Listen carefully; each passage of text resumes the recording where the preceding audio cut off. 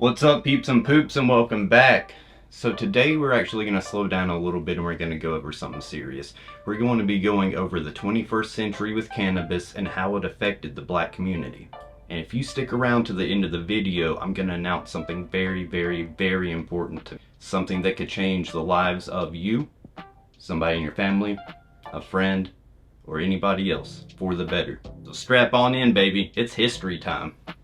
Cannabis has a long history of human use, and as I've discussed in the past, many ancient cultures didn't use it to get high, they actually used it as an herbal medicine. And although this plant originally evolved in Central Asia, it didn't take long for people to start introducing it to countries like Africa, Europe, and eventually the Americas. And besides being used medicinally, the cannabis or hemp plant has a variety of other purposes. Hemp fiber was used to make clothing, paper, sails, and rope, and its seeds were even used as food. Because it grows so fast and is easily cultivated and has many uses, hemp was widely grown throughout the colonial America and at Spanish missions in the Southwest. The history of cannabis cultivation in America dates all the way back to the early colonists who grew hemp for textiles and rope.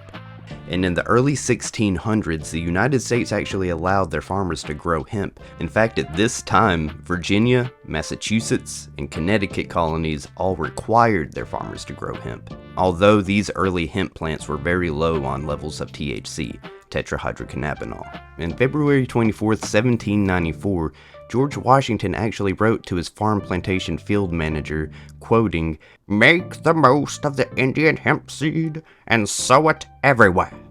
Though while he probably didn't use it medicinally, it does show how popular the hemp plant was during the United States' infancy.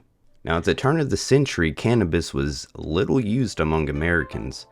And it actually wasn't until the Mexican Revolution in 1910 when the tradition of smoking marijuana actually found its way into the United States.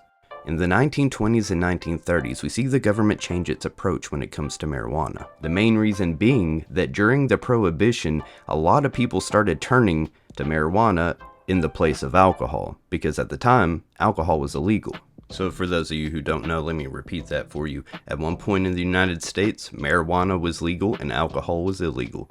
Go figure that one out. We see the approach shift in 1936 with the cult classic Reefer Madness. This propaganda movie presented marijuana as a giggle tobacco that led to immoral behavior and even madness. And if you haven't seen the movie, I would highly suggest checking it out because it is worth a laugh. Now, at the time, the federal government was too busy policing bootleggers and hard narcotics, so the state legislators actually became the focal points for anti-marijuana crusaders. This being said, states like Illinois didn't even reach a ban of marijuana until 1931. The popular image of the 1950s may be all, quote, leave it to Beaver, but underneath the pearls and penny loafers there was a counterculture movement bubbling to the surface. The Beat Generation emerged early in the decade when a young group of people began to unite in the rejection of conventional society in favor of artistic and bohemian ideals. Now, unfortunately, most of the way to this came down hard on the African American community. Alright, jumping in the middle of the video, as always, to ask you to please like, subscribe. If you ring that bell, you will get notified. You can buy me a coffee because I'm always tired, y'all. I'm like on the brink of falling asleep at all times. And if you wouldn't mind hitting my Patreon up, we already have our first supporter. Even the $1 membership helps, and you'll get a sticker from it. You'll also get access to the Patreon where I'm pulling all the audio without this middle segment, the intro and the outro. That way you can just have straight facts, baby. And one day you're gonna have early access to videos. You're just gonna have to give me a little bit of time until we can get access to that, alright? And back to cannabis. If you look at the media around this time, you'll see that a lot of propaganda that was being used for marijuana got blended into the propagation against African Americans during the Civil Rights Movement. And unfortunately, a lot of the issues that got thrown onto the African American community at that point, you can still see repercussions of it generations later. And for those of you who have it really good right now, let me ask you this. If when your family first came to America, and for generations after that, lived through being harassed, belittled, and shamed, and had to fight for the same rights that we were born into, your family might be a little behind on the road to living comfortably too. And if you watch from the 1960s through the 70s, 80s, 90s, turn of the millennia, and even today, you'll still see most of the prejudice against marijuana and cannabis falling mostly on the black community. And as you know, this show is called Cannafacts, not Cannafakes. So before you leave, let me hit you with some truth. In 2021, a report by the Sentencing Project found that Black Americans are incarcerated in state prisons at nearly 5 times the rate of white Americans.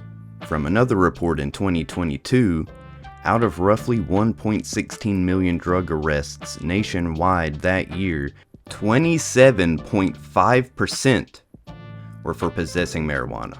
And Black Americans account for about 38.8% of marijuana possession arrests in 2020. And that's despite representing just 13.6% of the United States population. Now, it doesn't take my number nerd friends to figure out that that math just doesn't make sense. And for this and many other reasons, I'm doubling up with the Last Prisoner Project. The Last Prisoner Project is a compelling advocacy-driven initiative focused on criminal justice reform in the context of cannabis convictions. The project's main objective is to secure the release and support the reintegration of individuals who are currently serving prison sentences for non-violent cannabis offenses that have since become legal in many jurisdictions. This groundbreaking project recognizes that the legalization and decriminalization of cannabis is not only a matter of social justice, but also a humanitarian imperative. Through strategic partnerships, legal advocacy, and public awareness campaigns, the Last Prisoner Project aims to rectify the injustices caused by obsolete cannabis laws. It fights to provide clemency and expungement for those still incarcerated and creates pathways for them to rebuild their lives upon release. Beyond the immediate release efforts, the Last Prisoner Project also seeks to provide holistic support to individuals post-incarceration. This includes access to legal assistance, housing, employment opportunities, and mental health services. By advocating for systematic change, the Last Prisoner Project strives to create lasting impact, address the collateral consequences of cannabis convictions, and ensure a fair and just future for those affected by past policies. A lot to unpack, I know, but that was cannabis in the 20th century and how it impacted the African American community. So, again, subscribe and go check out the Last Prisoner Project. It might be the best thing you do today.